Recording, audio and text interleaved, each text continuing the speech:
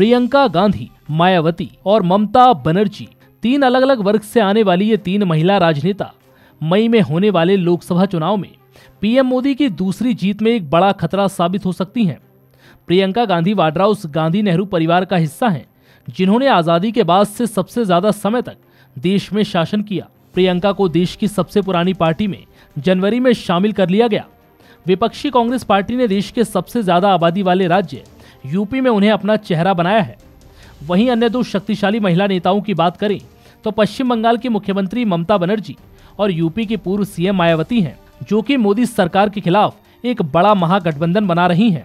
हालांकि इस महागठबंधन का पीएम उम्मीदवार कौन होगा, इसको लेकर अभी कोई खुलासा नहीं हुआ। वहीं यशवंत सिन्हा ने कहा कि विपक्ष के पास राजग की तुलना में ज्यादा शक्तिशाली महिला नेता हैं, इसलिए वह मतदाताओं के साथ आमतौर पर और विशेष रूप से महिला मतदाताओं को लुभाने में सफल हो सकती है। हाल के राज्य चुनावों में बीजेपी की हार का जिक्र करते हुए यशवंत सिन्हा ने कहा, 3 प्रमुख हिंदी राज्यों में हार के बाद बीजेपी को चिंतित होना चाहिए और अब यूपी में प्रियंका की एंट्री के बाद बीजेपी की मुश्किलें बढ़ सकती हैं। नाचते हुए समर्थकों की ये तस्वीरें साफ बयां कर सकती है कि लोग प्रियंका में उनकी दादी पूर्व प्रधानमंत्री इंदिरा गांधी को देखते हैं। वहीं उनके भाषण लोगों के बीच काफी प्रभावशाली हैं, जो उनसे लोगों को सीधा जोड़ते हैं। पूर्व में कांग्रेस अध्यक्ष राहुल गांधी की इसी बात को लेकर आलोचना होती थी कि वे अपने को लोगों से जोड़ नहीं पाते। वहीं अन्य दो महिला नेताओं की बात करें तो वो मोदी की सत्ता पर पकड़ को धमकाती दिखी हैं। इन दोनों नेताओं को प्रियंका की तुलना में ज्यादा राजनीति का अनुभव है। एक गठबंधन सरकार में दोनों को संभावित प्रधानमंत्री उम्मीदवार के रूप में देखा जा रहा है।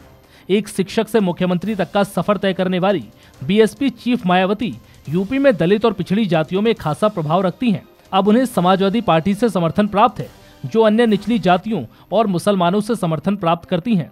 केंद्र सरकार में 2 बार रेल मंत्री रह चुकी ममता बनर्जी, जो पश्चिम बंगाल में दूसरी बार सत्ता में विराजमान है।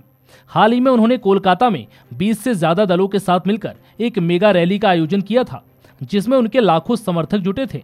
वहीं कांग्रेस का कहना है कि वह मायावती की बसपा और सपा गठबंधन के साथ चुनाव के बाद गठबंधन करना चाहती है। हालांकि कांग्रेस 78 सीटों पर उनके खिलाफ लड़ रही है। वहीं इस गठबंधन में राहुल गांधी और सोनिया गांधी के खिलाफ अपने उम्मीदवार उतारने से इनकार कर दिया। बता दें कि मायावती ने एक प्रेस कॉन्फ्रेंस में सपा के साथ गठबंधन की घोषणा करते हुए कहा था कि कांग्रेस इसका हिस्सा नहीं है, क्योंकि इस चुनाव में उनके हमारे साथ आने से कोई फायदा नहीं होगा। बीएसपी मध्य प्रदेश और राजस्थान में कांग्रेस के नेतृत्व वाली सरकारों का समर्थन करती है। वहीं ममता बनर्जी और कांग्रेस के बीच कोई औपचारिक गठबंधन नहीं है। हालांकि वे राहुल और प्रियंका को जानती हैं। वहीं पूर्व मंत्री और बनर्जी के करीबी दिनेश त्रिवेदी का कहना है कि उनके सोनिया गांधी और कांग्रेस अध्यक्ष के पिता के साथ व्यक्तिगत तौर पर अच्छे संबंध रहे, इसलिए उनके 2 बच्चों के साथ काम करना कोई समस्या नहीं होगी। वहीं संभावित विपक्षी गठबंधन के रूप में प्रियंका गांधी, मायावती और ममता बनर्जी, इनमें वो ताकत है कि वे चुनाव में कई हिस्सों में अपील कर सकती हैं। कांग्रेस के 2 सूत्रों ने कहा कि प्रियंका के राजनीति में औपचारिक प्रवेश से उत्तर प्रदेश में पार्टी का कायाकल्प हो सकता है।